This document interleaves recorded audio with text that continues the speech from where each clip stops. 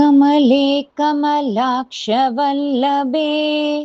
त्वं करुणापूरतरङ्गितैरपाङ्गैः अवलोकय माम् अकिञ्चनानां प्रथमं पात्रमकृत्रिमं दयायाः।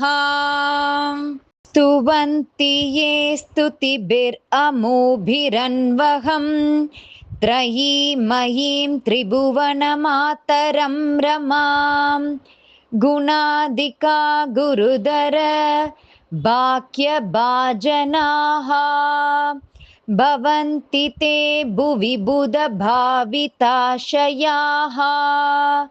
सुवर्णधारास्तोत्रं यः शङ्कराचार्यनिर्मितं त्रिसन्ध्यं यः पठेत् नित्यं स कुबेरसमो भवेत् इति श्रीमत्परमहंसपरिव्राजकाचार्यस्य श्रीगोविन्दभगवत्पूज्यपादशिष्यस्य श्रीमच्छङ्करभगवतकृतौ कनकधारास्तोत्रं सम्पूर्णम्।